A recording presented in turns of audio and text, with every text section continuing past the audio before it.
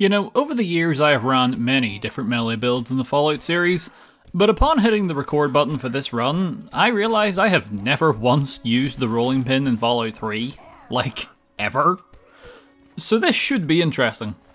This is of course the third and final part of my 3-part series over the last 3 years where I run through the 3D Fallouts with a rolling pin. We started with New Vegas back in 2023, as it was by far the most straightforward, what with how busted that game's melee perks are. In 2024 we then moved on to Fallout 4. It was a little more difficult, mainly just getting it, but after I was able to take the thing to a weapon bench, I turned it into a rather effective beating utensil. That of course just leaves Fallout 3, where there is no weapon modding and a staggering lack of melee perks outside of basic things to improve crit chance in the later levels. This was always going to prove to be the most difficult, I felt, so I am beyond curious how things are going to play out. The rules are the same as ever. I can only attack with a rolling pin. No more, no less. Just like the 2 runs before. I imagine just getting the thing will be more trouble than it's worth though. I don't expect this to be a particularly long video, and I'm sure you can understand why. Now, with all that out of the way, let's begin. Being born and we choose to be female, not just because it's what we did the last 2 times, but if we are wanting to get the most damage out of this wooden kitchen clubber, then we will want to pick up the Black Widow perk for extra damage against all male enemies. Considering all of the Enclave soldiers we will be fighting in the final third of the game are men, this is just by far the smartest move. Special stats and tag skills are just the norm for a melee build, heavy focus on strength and endurance, while tagging melee weapons itself as well as medicine for the same reasons of damage and survivability. My final tag skill was just barter, as I figured I'd be paying for a lot of repairs. I speed through the entire vault section as there are no rolling pins here, thus no way to fight back, meaning I just have to pacifist my way to the exit. Yes, I did have to shoot the rad roach, welcome to a Fallout 3 challenge run. The copious amounts of vitamin D and radiation that I absorb from stepping into the outside world for the very first time forces me to level 2, where I then spread my points not so evenly among explosives and melee weapons, before then taking the Black Widow perk for that extra 10% damage I mentioned. The only reason I put points into explosives is so I can disarm the bomb in Megaton for some easy early game XP. Not being satisfied with the reward of a home, I also snuck into Lucas Sim's house and stole his strength bobblehead. This is why I did not max out the stat at the beginning. Does this mean I will be going around and collecting the other bobbleheads to perfect my build? No. For the record, if I don't mention every level, just know that 9 out of 10 times I am just putting my points into melee weapons, followed by medicine, and then finally barter. Whereas for perks, I mainly went with whatever gave me the most defense, as not many of them increase melee damage. If nothing like that was available, I just took intense training, as you can never go wrong with more special stats. With the caps I got from Lucas Sims, as well as ones I was able to swindle off of silver outside of town, I was able to buy a decent chunk of stim packs from Moira Brown before setting off to track down the rolling pin. So, not so fun fact about today's weapon of choice, it is the single rarest weapon in the entirety of Fallout 3, outside of actual unique weapons that only have one version. It has a grand total of 2 guaranteed spawn locations in the entire Capital Wasteland, and an incredibly low chance to be sold by some vendors or found in random containers. In one of my first ever playthroughs, I do remember finding one in a mailbox in Springvale. Unfortunately, I did not have that sort of luck this time around.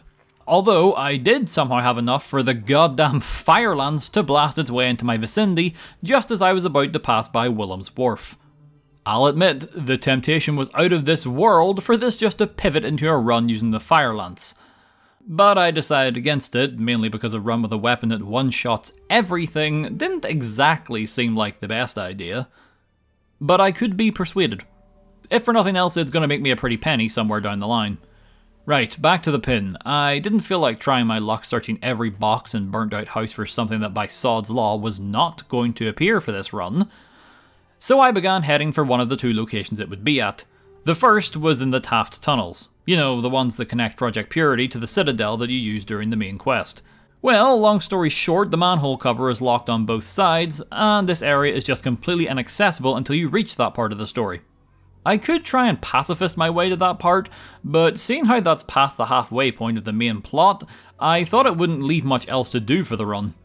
So it's off to spawn point number 2, that being the Mama Dulce's factory. And as luck would have it, the entrance to which can be reached by heading through the flooded metro tunnels just before those troll raiders that hide under the bridge near the Citadel.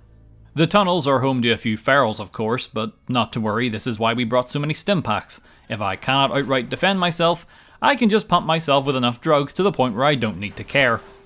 Thankfully, these tunnels aren't too expansive, so it's not long before I can re-emerge out at the Arlington Cemetery, which is right next door to the factory. Now, the factory itself is overrun with Chinese remnant soldiers that are packing some rather effective firepower. Fortunately, inside one of the nearby containers, I was able to swipe a full set of combat armor.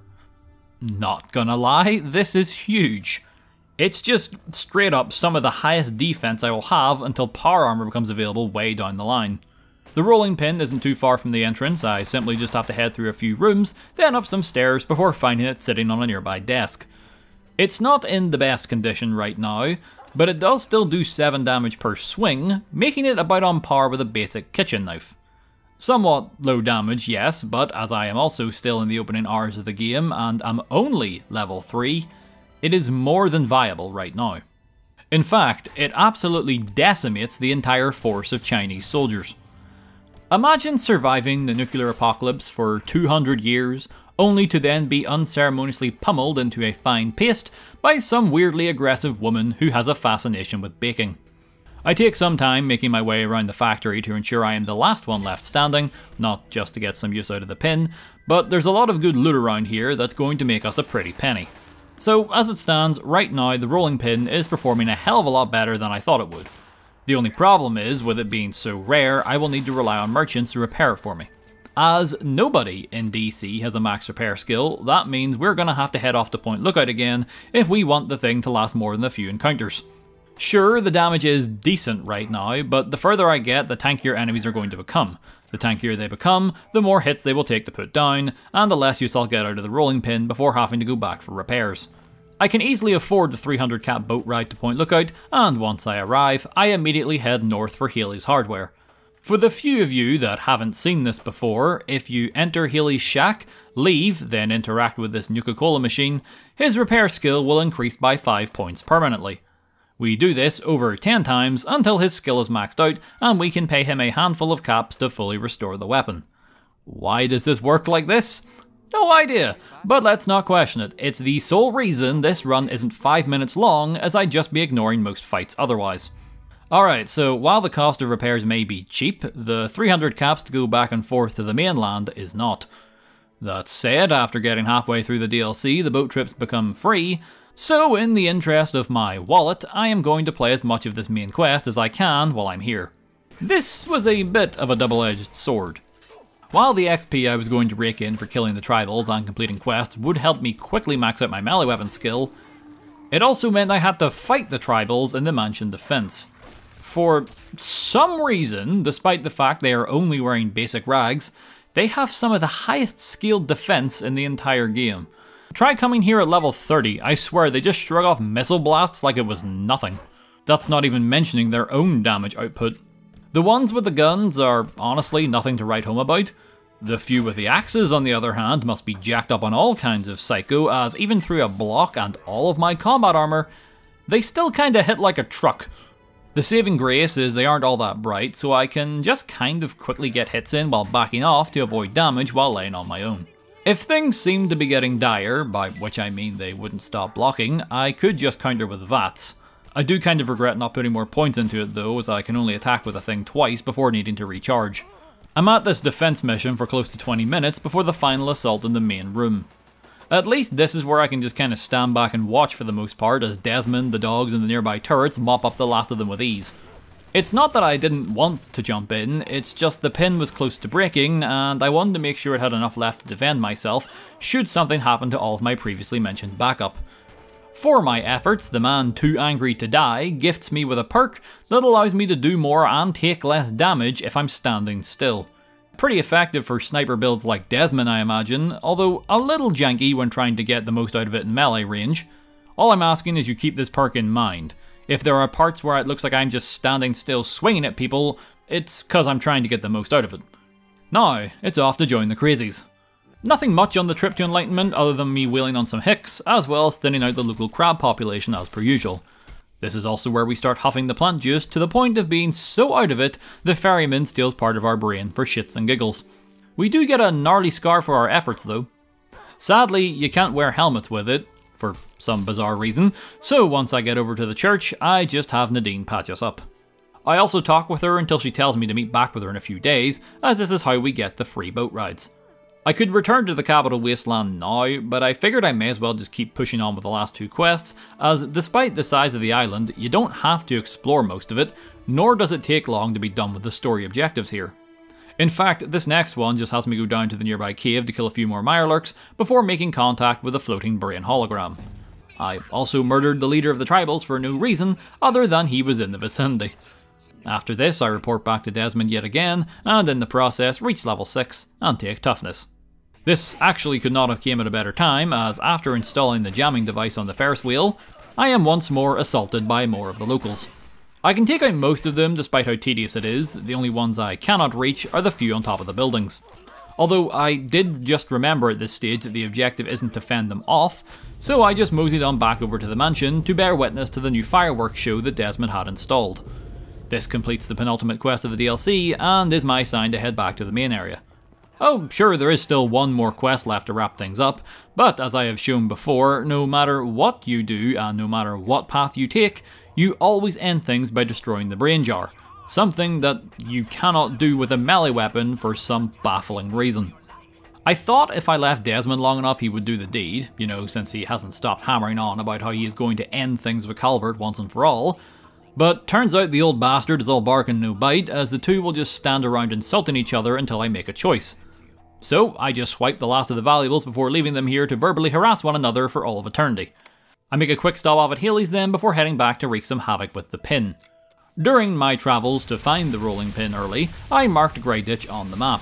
Typically I would just leave Brian to become roasted ant food, but I was feeling a little generous today. Or perhaps I was just curious how the rolling pin would perform at exterminator duties. Who can say? The damage on the bigger fire ants is okay. It's also a tad difficult to get the most out of Desmond's prototype rooted perk, as standing still has me getting barbecued. And, as you might expect, fire hurts quite a lot. More than I thought it would, to be honest. It's not the end of the world, mind you. Circling the ants while battering away gets the job done with minimal injuries, as they can't seem to rotate on the spot all that fast. Before long, I meet up with the good doctor and agree to help him with his experiments. Which, in this case, just means he needs me to deal with the 5 nest guardians around the Ant Queen while leaving her unharmed. They don't appear to be much different from the other fire ant warriors, so we sweep them aside without much care. Returning to the doctor once again, and for my services, I am allowed to get spliced with ant DNA to make me stronger, or one that lets me see a little better. Well, my strength was already maxed out, so I went with ant sight for once. The +1 to perception is decent, I suppose, but the real reward is the +25 to my fire resistance. In retrospect, this isn't as helpful as I initially thought, as other than maybe the odd raider with a flamer or a rogue Mr. Gutsy, I can't see myself duking it out with any other fire users. Maybe a couple of Enclave Hellfire troopers, but I don't know. Well, as I am in the area, I decided to make a quick pit stop at the Jefferson Memorial. I could just skip this and head straight for Smith Casey's, but I need to be rid of the mutants at some stage, so I might as well do it now. All the mutants have for now are nail boards and hunting rifles, so they're about as weak as they can possibly be, lest they drop their weapons entirely. Hell, the ones with the hunting rifles probably would have been better off using them as makeshift clubs, seeing as they had aim that would embarrass a stormtrooper. This one in particular felt so much shame that after missing about 10 back-to-back shots, he just turned tail and ran away. The final few in the underground level were swiftly dealt with. I have to always remind myself that while VATS may not give you the option to aim for body parts with melee weapons, that when freely aiming, you can swing for an enemy's head for more damage, or better yet, in longer encounters, their arms to knock away their weapons. With the purification out of the way, I was off to Rivet City.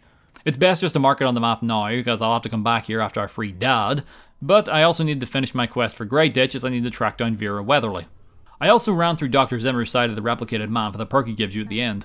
I thought it was something more useful than just a higher chance to hit in VATS, but I was mistaken. So other than the XP, this ended up being mostly a waste of my time. I did get a small chuckle out of this one room in the broken part of the ship where you just float above the ground for whatever reason. Also this moment where Harkness's bones were just briefly turned into jelly. Enough distractions, it was off to Smith Casey's, by which I of course mean I idiotically decided to wipe out all of the raiders in Evergreen Mills, as well as the super mutant behemoth. The only reason I even considered attempting the latter is due to the fact he has no weapon. If this was one of the variants with the fire hydrant bat, I would not even humour this. I don't really know what I was expecting. It is doable. I have enough damage reduction by this point thanks to the combat armor, perks and medics, so I can tank a lot of his hits. And should I get low, I have just a disgusting amount of stim packs. They are ridiculously easy to come across in Fallout 3, as well as being dirt cheap. Truthfully, it's harder to not be carrying around boatloads of them from my own personal experience. As for dealing damage, I was barely tickling his knees, but I was making progress, just very slowly. It takes about 5 minutes of non-stop back and forth of landing a few strikes, blocking and then repeating, but eventually the beast does fall. It was definitely not worth the time investment or the caps I would have to pay to get my gear fixed. The armor, that is. The pin still only costs like 15 caps to repair from broken to full.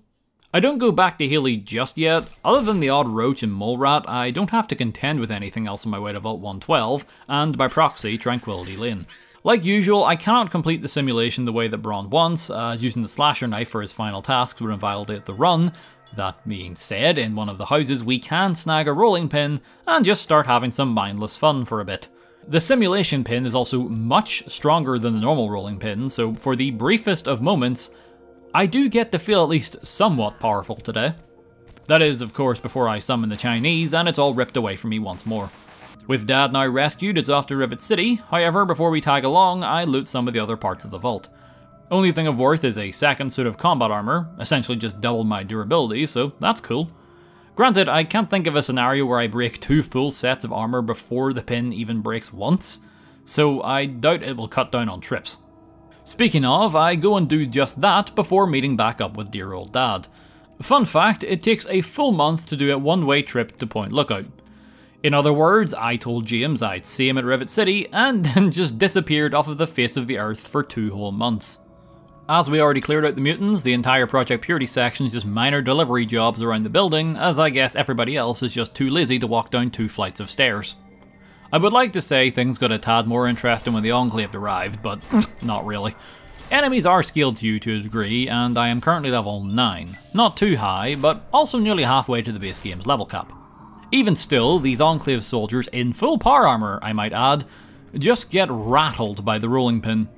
At this point, the pin is doing around 14 damage per swing, and probably about 15 to 16 if I stand still and use Psycho, so it's honestly not the worst. It's wild, honestly. I thought this run would be more of a slog. I clear out the other handful of soldiers on the main level before entering the rotunda. I've watched this scene more than enough times, so I decide to mess with it by doing the rotating camera trick to pickpocket Colonel Autumn. I get caught in the process, which angers him to the point where he tries to shoot me.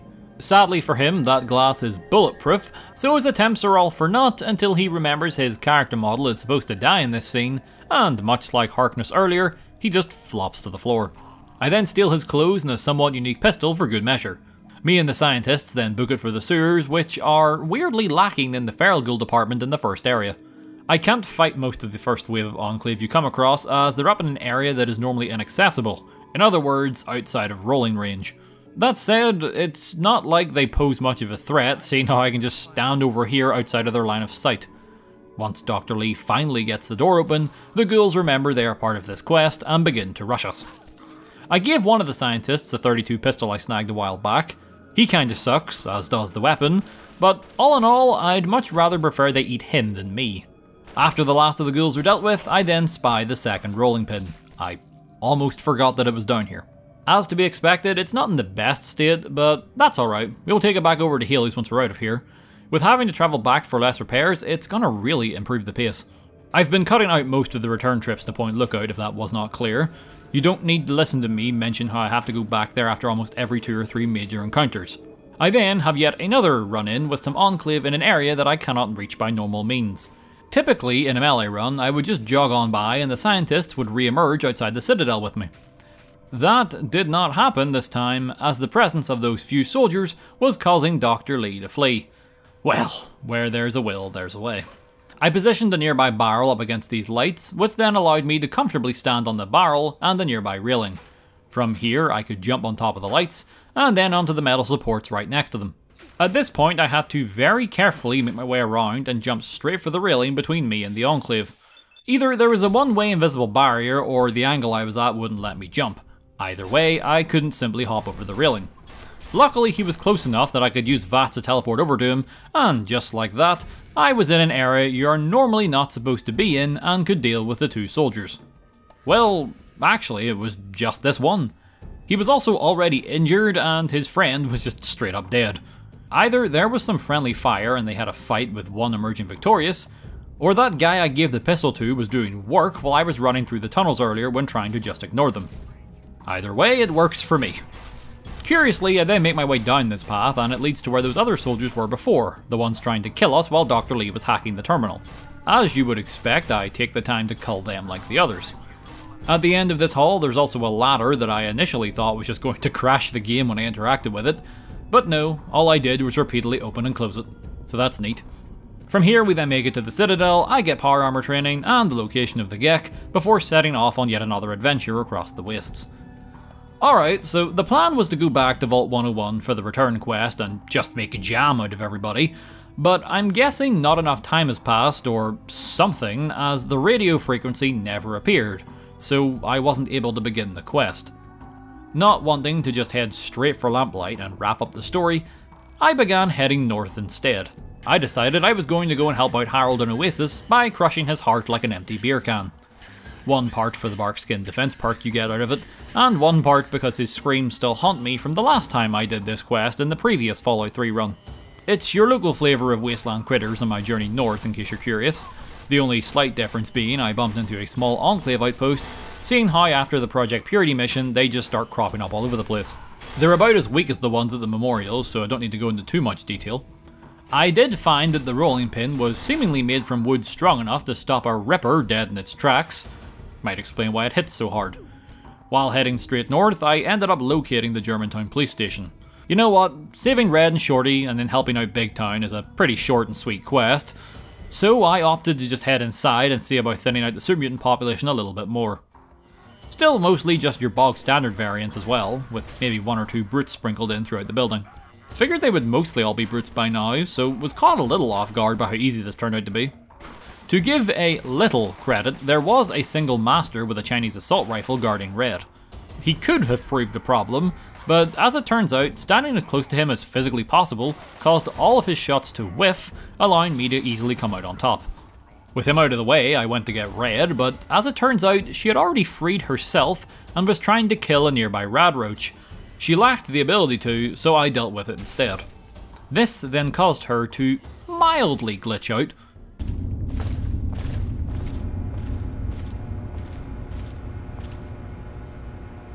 You've got to get this door unlocked!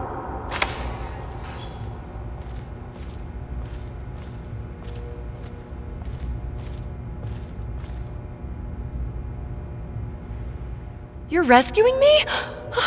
I swear every day it's something new. Anyway, all that left was Shorty, who was protected by a single super mutant, so once we got rid of him, the three of us travelled back to Big Town, where I then agreed to stay and fend off the small retaliation of super mutants before finishing up the quest. No more distractions, I arrive in Oasis to huff and puff Harold's stuff before agreeing to shove one of the rolling pin's handles directly into his heart, because I'm sure that will not be painful at all. You know, when I think back to when I first played this quest when I was 11, back in 2009, I always remember the cave system beneath Oasis being a lot more expensive. Truthfully, it really isn't, and other than a few Mirelurks and a single king that kind of caught me off guard, there's not much to contend with here either. Even on that king I mentioned, the rolling pin is proving to be somewhat reliable. Is it a good melee weapon? Oh lord no, not by any stretch of the imagination. But it's also not as tedious to use as I once thought when looking at its stats. After making Heart Juice, I get that added defense I mentioned, and now have a base damage reduction of 25 without any armor. That's pretty good. Combined with my power armor and Med-X, I can hit the cap of 85 easily. And it's a good thing too, seeing where I am heading off to next. The plan was to head southwest from Oasis down to Lamplight. Naturally, on the way that has me pass by Paradise Falls, and considering freeing the children here is almost mandatory due to my low speech skill, I decide to just rush in now and begin exterminating. Any of the slavers with guns I was able to just shrug off due to my maxed out defenses. Melee fighters proved to be a bit more challenging, what with their ability to block all of my attacks. Unfortunately for them, I have been dumping my perk points into intense training for some additional agility, so I now have some AP worth a damn to work with. The NPC that took the longest to put down was Clover. Not only does she have a melee weapon to shut down most of what I throw her way, but as she is also a potential companion, she seems to scale much better than the rest of them, so has health and defenses far higher. Granted, her Chinese officer sword doesn't pack much of a punch, so there's never really a point during this back and forth where I feel like I am in danger. After Clover bites the dust, I go around the buildings clearing out the final few stragglers, including the big man himself, before finally freeing the kids and guaranteeing my way into Lamplight. As it's the double feature of Vault 87 followed by Raven Rock up next, I make sure to go and repair everything to max. I won't have a chance to do so in between these quests after all. All you need to know about the trip to Lamplight was that I found and beat up a couple of Yaoguais. The fights themselves were just blocking and counterattacking, but what was important was that the meat you get from them temporarily increases your damage by an additional 10%.